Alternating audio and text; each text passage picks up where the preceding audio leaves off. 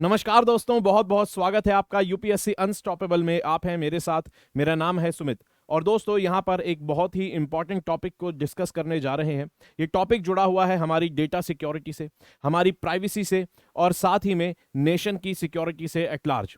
तो यहाँ पर आपने कई बार इस तरह की न्यूज़ देखी होगी दोस्तों, कि कई बार हम देखते हैं कि लोगों का डेटा जो है इंटरनेट पर लीक हो गया। कभी आधार का डेटा लीक हो गया, कभी फेसबुक का डेटा लोगों का लीक हो गया। उसके अलावा यहाँ पे देख सकते हैं भाई, कभी 16 करोड़, कभी 45 करोड़, और कभी कभी हमें देखने को मिलता है इंडिया की जो रैंक है वो डेटा ब्रीच के मामले में बहुत ज्यादा है, यानी कि सेकंड रैंक पे आता है इंडिया। सबसे ज्यादा डेटा वायलेशंस इंडिया में होते हैं।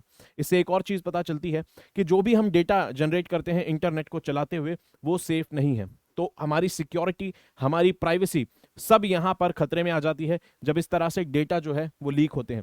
तो कंपनीज की भी कुछ जिम्मेदारी बनती है, गवर्नमेंट की भी कुछ जिम्मेदारी बनती है कि डेटा को किस तरह से प्रोटेक्ट किया जाए, कंपनीज डेटा को किस तरह से रिस्पॉन्सिबली इस्तेमाल करें।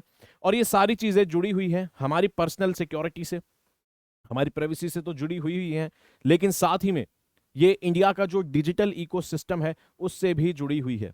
अगर कानून, लॉज एंड रेगुलेशन अपनी जगह पर सही से होंगे, सही बने होंगे, हर एक चीज क्लियरली डिफाइंड होगी, तो जो डिजिटल इंडिया का इकोसिस्टम है, डिजिटल इंडिया की जो मूवमेंट है, वो और भी ज्यादा अच्छे से होगी, क्योंकि आने वाले समय में हर चीज डिजिटली होने वाली है। अब यहां पर इंपॉर्टेंट जो न्यूज निकल कर आई है वो ये कि कैबिनेट ने मंजूरी दे दी है डेटा प्रोटेक्शन बिल को। अब आप कहेंगे कि भाई डेटा प्रोटेक्शन बिल तो बहुत पुरानी बात होगी, बहुत समय से सुन रहे हैं, आखिर चल क्या रहा है? ठीक है, तो उसको भी जानेंगे, लेकिन यहां पर देखते हैं पहले कि पीवाईक्यूज जो है इस पर आधारित किस तरह से आए हुए हैं।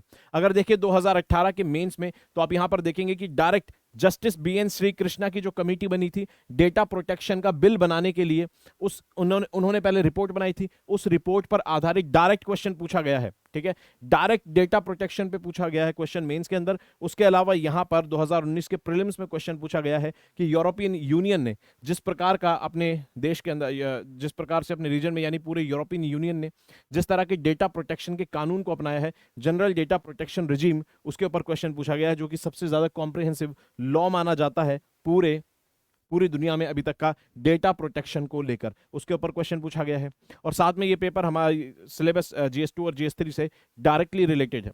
आगे बढ़ने से पहले क्वेश्चन को अटेम्प्ट करेंगे, और इस क्वेश्चन का आंसर मैं आपको वीडियो के एंड में जरूर दूंगा। ठीक है, तो पॉज करेंगे और इस क्वेश्चन को अटेम्प्ट करेंगे कि भाई नॉन पर्सनल डेटा से कौन सी कम्युनिटी रिलेटेड है।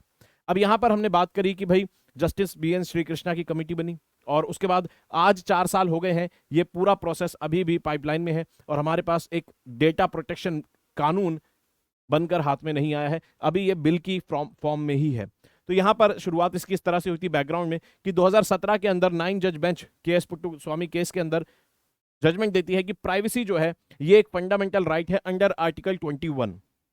यहां से बहस शुरू हुई कि हमारा जो डेटा जनरेट होता है वो भी हमारा प्राइवेट डेटा है, यानी कि डेटा हमारी प्रिवेसी का पार्ट है।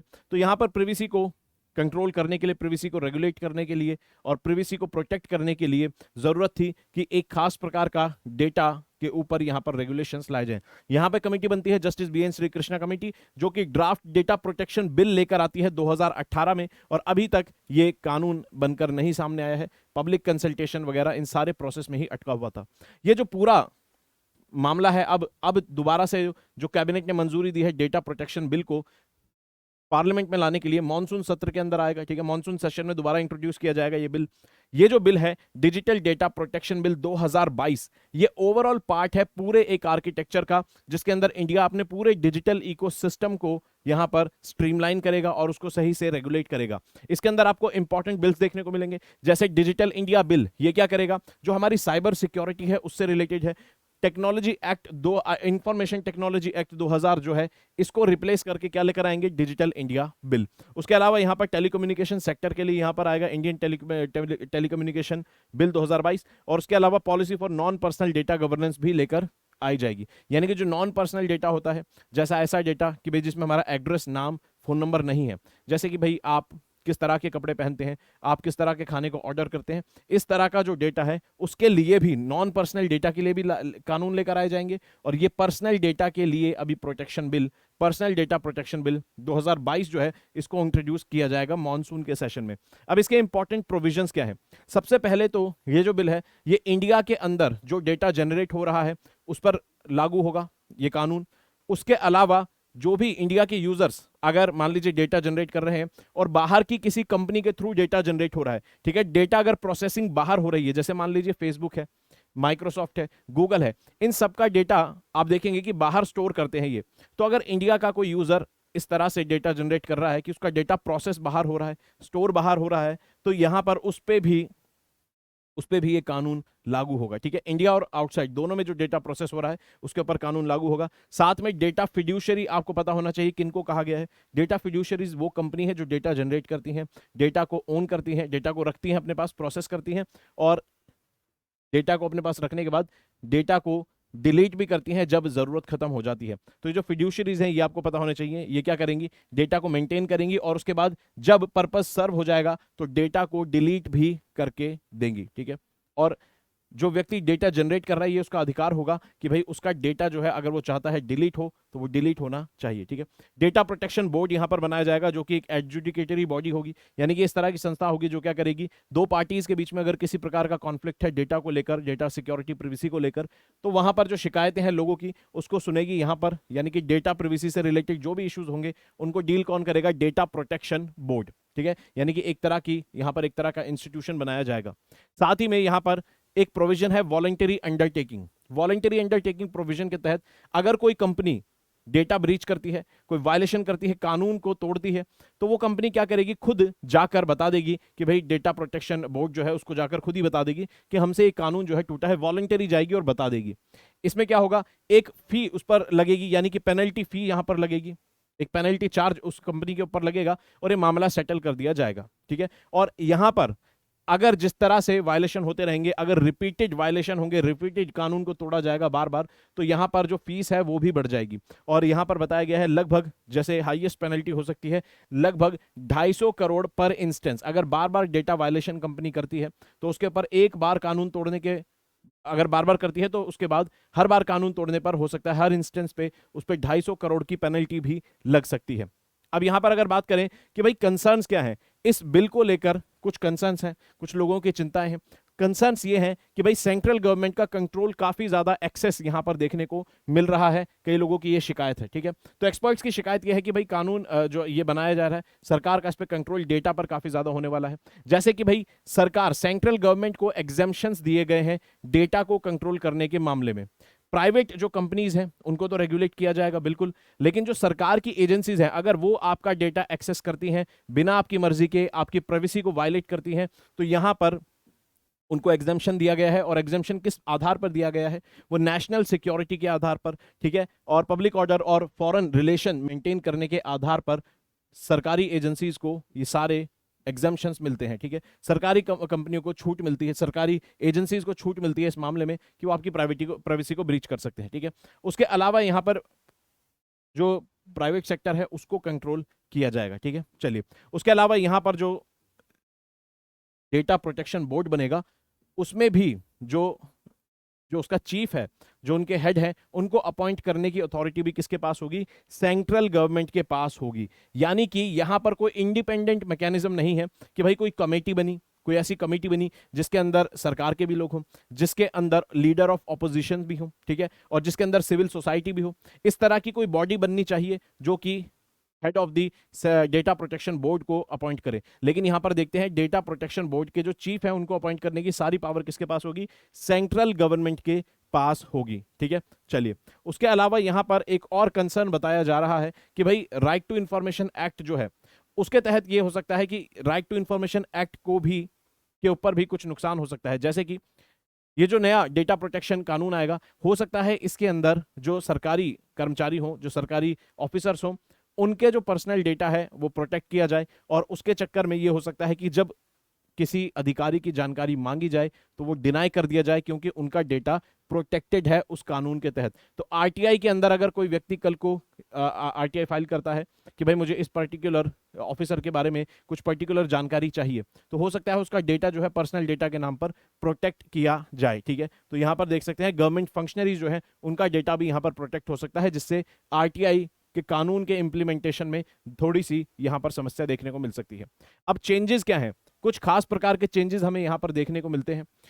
जैसे कि सबसे पहले जो अप्रोच है ओवरऑल डेटा शेयरिंग की, क्रॉस बॉर्डर डेटा शेयरिंग की जो अप्रोच है उसको लेकर यहाँ पर चेंजेस मिलते हैं कि भाई एक देश से दूसरे देश से डेटा जो शेयर होगा, जाहिर सी बात है आपको डिजिटल इकोसिस्टम बनाना है, कंपनियां खड़ी करनी है, तो आपका डेटा स्मूथ तरीके से पूरी दुनिया में शेयर होना चाहिए और उसमें आपके जो कंज्यूमर्स हैं, जो यूजर्स हैं, उनकी प्राइवेसी का प्रोटेक्शन भी होना चाहिए।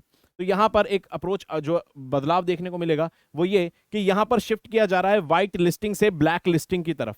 व्हाइट लिस्टिंग का मतलब क्या है? व्हाइट लिस्टिंग का मतलब पहले सरकार ये तय करती थी कि कौन से ऐसे देश हैं जहां पर हम डेटा अपना शेयर करेंगे, किन कंट्री से हमारा डेटा शेयर होगा, ये है व्हाइट लिस्टिंग। एक पॉजिटिव लिस्ट बनाई जाती थी, हाँ भाई इनसे हमारा डेटा शेयर होगा। लेकिन अब ब्लैक लिस्ट बनाई जाएगी। इसका मतलब क्या है? इसका मतलब यह है कि अब बाय डिफॉल्ट हमारा डेटा सब जगह जाएगा, सबसे शेयर होगा। अब हम ये डिसाइड करेंगे कि किससे शेयर नहीं होगा, यानी कि अब ब्लैक लिस्ट करेंगे। पहले हम ये डिसाइड करते थे किससे शेयर होगा, अब हमारा बाय डिफॉल्ट सबसे शेयर होगा और अब ये डिसाइड करेंगे कि किससे शेयर नहीं होना चाहिए, यानी कि अब ब्लैक लिस्ट बनाई जाएगी, एक नेगेटिव लिस्ट बनाई जाएगी जिसके तहत यहां पर डेटा ये तय किया जाएगा कि किससे शेयर नहीं होगा। यानी कि डेटा जो है अब उसका शेयर करने का जो क्वांटम है वो बढ़ने वाला है। ठीक है, चलिए उसके अलावा कंसेंट रिलेटेड यहां पर कुछ क्लॉज हमें देखने को मिलते हैं कि डीम्ड कंसेंट जो है, ये डीम्ड कंसेंट जो है, इसको लेकर कुछ यहां पर चीजें देखने को मिल सकती है। डीम्ड कंसेंट का मतलब होता है कि आपका कंसेंट जो है वो मान लिया गया है कि आपने कंसेंट दे दिया है, यानी कि यहां पर एक्सप्लिसिटली आपसे नहीं पूछा कि हाँ भाई आपका ये डेटा इस्तेमाल होगा और आप इसको कंसेंट दीजिए, ऐसा नहीं पूछा गया है। ठीक है, तो एक तो हो गया कंसेंट डायरेक्ट आप ले रहे हैं बिल्कुल साफ साफ, एक हो गया डीम्ड कंसेंट। डीम्ड कंसेंट कैसा होता है? जैसे मान लीजिए आप फ्लिपकार्ट से कुछ ऑर्डर कर रहे हैं, आप ओला से राइड बुक कर रहे हैं, तो आप अपनी कुछ लोकेशन, अपना एड्रेस, कुछ अपना बिना कंसेंट के ही आप शेयर कर देंगे, यानी कि मान लिया जाता है क्योंकि आपको प्रोडक्ट चाहिए, आपको सर्विस चाहिए, तो कुछ डेटा आप वहां पर शेयर करते हैं, तो ये डीम्ड कंसेंट है, यानी कि उसके लिए एक्सप्लिसिट कंसेंट नहीं लिया गया। ठीक है, लेकिन कुछ जगहों पर एक्सप्लिसिट कंसेंट लिया जाता है। ठीक है, कुछ वेबसाइट्स लेती हैं, जैसे आपसे लोकेशन के बारे में पूछती हैं या आपका डेटा अलग से कंसेंट पूछती हैं, लेकिन यहां पर कुछ कंसेंट ऐसा है जिसमें आपको कुछ खास सर्विस चाहिए, तो मान लिया जाता है कि हाँ भाई इस डेटा के लिए, सर्विस के लिए आप अपना कंसेंट दे रहे हैं। तो यहां पर प्राइवेट सेक्टर के लिए ये जो डीम्ड कंसेंट का क्लॉज है, ये जो डीम्ड कंसेंट का क्लॉज है, इसको और स्ट्रिक्ट किया जाएगा प्राइवेट सेक्टर के लिए। ठीक है, प्राइवेट सेक्टर के लिए इसको और स्ट्रिक्ट किया जाएगा। जबकि सरकारी डिपार्टमेंट्स की अगर बात करें तो फिर से वही नेशनल सिक्योरिटी के ग्राउंड्स पर यहां पर आपका जो कंसेंट है वो मान लिया जाएगा कि भाई कंसेंट आपने ऑलरेडी दे रखा है, यानी कि वहां पर आपकी प्राइवेसी वाली चीजें लागू नहीं होंगी, क्योंकि वहां पर नेशनल सिक्योरिटी के मामले में एजेंसीज आपका डेटा को एक्सेस कर सकती हैं। उसके अलावा अगर बात करें दुनिया की अलग जगहों पर, अलग अलग कंट्रीज में किस तरह के डेटा प्रोटेक्शन हमें देखने को मिलते हैं, तो सबसे पहले बात करें ग्लोबल लेवल पर, तो 194 में से लगभग 137 कंट्रीज ऑलरेडी किसी ना किसी फॉर्म के अंदर डेटा प्रोटेक्शन के कानून को अपने देश के अंदर इंप्लीमेंट करती है। ठीक है, अगर जैसे इंडिया में बात करें तो कुछ ना कुछ आपको डेटा प्रोटेक्शन से पहले भी प्रोटेक्शन तो मिलती है, जैसे इंफॉर्मेशन टेक्नोलॉजी एक्ट में प्रोटेक्शन मिलती है, साथ ही में जो आईटी रेगुलेशन आए थे, ठीक है, उसके तहत सोशल मीडिया को रेगुलेट करना, ये कुछ प्रोटेक्शन हमें इंडिया में भी मिलती है। उसी तरह से बाकी देशों में भी किसी ना किसी फॉर्म में डेटा प्रोटेक्शन को लेकर कानून देखने को मिलते हैं। और अगर यहां बात करें सबसे कॉम्प्रिहेंसिव मॉडल जो है पूरी दुनिया के लिए, जो मॉडल है वो है यूरोपियन यूनियन का जनरल डेटा प्रोटेक्शन रिजिम, यानी कि जीडीपीआर। ये पूरी दुनिया का सबसे ज्यादा कॉम्प्रिहेंसिव और स्ट्रिक्ट भी माना जाता है, इसको क्रिटिसाइज भी किया जाता है कि बहुत ज्यादा स्ट्रिक्ट है। कई बार आपने देखा होगा यूरोपियन देशों में कि जो गूगल है, फेसबुक है, इनके ऊपर पेनल्टीज लगी है, इनके ऊपर ऐसे चार्जेस लगा दिए देशों ने वहां पर कि इन कंपनीज को वहां पर जुर्माना देना पड़ा, पेनल्टीज देनी पड़ी, फाइन भरना पड़ा, फाइन लगे हैं, पेनल्टीज लगी है कई बार, जैसे गूगल हो गई, अमेजोन हो गई, फेसबुक हो गई, इन कंपनीज को। क्यों? क्योंकि भाई यूरोपियन यूनियन जो है वहां पर डेटा पर जो कानून है बहुत ज्यादा स्ट्रिक्ट आपको देखने को मिलते हैं। उसी तरह से यूएस का अगर कानून देखें तो यूएस का जो कानून है, यूएस के कानून के अंदर आपको जो कंट्रोल है वो थोड़ा लूज होता हुआ मिलेगा, यानी कि वहां पर डेटा को इस तरह से, डेटा के फ्लो पे ज्यादा फोकस किया जाता है और यहां पर स्ट्रिक्ट रेगुलेशन बहुत ज्यादा नहीं दिखेगा, कॉम्प्रिहेंसिव कानून नहीं दिखेगा, कोई भाई एक ही सेंट्रल कानून बना हुआ है, जैसे general data protection regime European union में, ऐसे एक कानून से सब कुछ कंट्रोल नहीं किया जाता यूएस के अंदर। यूएसएन में सेक्टर्स, यूएसए के अंदर सेक्टर स्पेसिफिक कानूनों को, अलग अलग सेक्टर डेटा को अलग अलग सेक्टर्स में कंट्रोल किया जाता है, जिसका एक एग्जांपल है जो यूएस का क्लाउड एक्ट है। ये क्या करता है?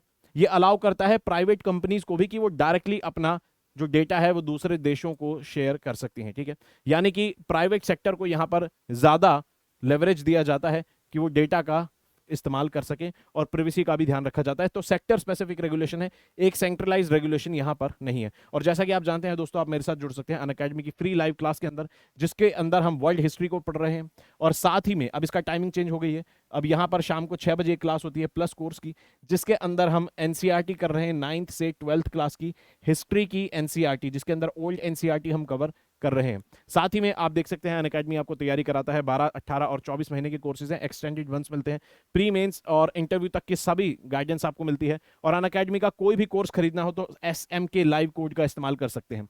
SMK लाइव कोड का इस्तेमाल करेंगे, अनअकैडमी का कोई भी कोर्स खरीदेंगे तो आपको भारी डिस्काउंट मिलेगा, ठीक है। साथ ही में यहाँ पर एनुअल प्राइस राइज होने वाली है, तो याद रखेंगे SMK लाइव कोर्स का इस्तेमाल कर सकते हैं डिस्काउंट लेने के लिए। 2024 का बैच है, प्रतिज्ञा बैच 2024 के लिए है, और साथ ही में सभी प्रकार के ऑप्शनल आपको यहाँ पर देखने को मिलते हैं। 9 जून को यहाँ पर अल्ट्रा कॉम्बैट टेस्ट में 90% तक आप स्कॉलरशिप ले सकते हैं। साथ ही में 2024 के लिए यहाँ पर ऑफलाइन सेंटर में भी तैयारी चल रही है, जुड़ सकते हैं। तो बताएंगे कि भाई which of the following committees is related to the governance of non personal data, से कौन सी कमिटी जुड़ी हुई है? भाई 2017 की जो हमने अभी अभी क्वेश्चन देखा था, अपना मेंस का जो क्वेश्चन देखा था, उसमें हमें एक पता चल गया BN श्री कृष्णा तो जुड़े हुए हैं किससे? पर्सनल डेटा प्रोटेक्शन से, यानी कि यहां पर नॉन पर्सनल डेटा से जुड़े हुए हैं क्रिस गोपाल कृष्णन। यानी कि नॉन पर्सनल डेटा के ऊपर जो कानून आएगा वो इनकी रिकमेंडेशंस के आधार पर आएगा। साथ ही में PYQ में यहाँ पर देख सकते हैं क्वेश्चन है 2017 का UPSC CSE का, इसको अटेम्प्ट करेंगे और इसका आंसर आपको बताया जाएगा, इसको अटेम्प्ट करके इसका आंसर देंगे, ठीक है। चलिए, आप मुझसे इंस्टाग्राम पर जुड़ सकते हैं दोस्तों डायरेक्टली, मैं आपके सभी डाउट्स का जहाँ पर जवाब देता हूँ। PDF के लिए जुड़ना होगा टेलीग्राम चैनल पर, और मेल कर सकते हैं कोई भी डाउट हो। तब तक पढ़ते रहेंगे, अपना ख्याल रखेंगे। जय हिंद दोस्तों।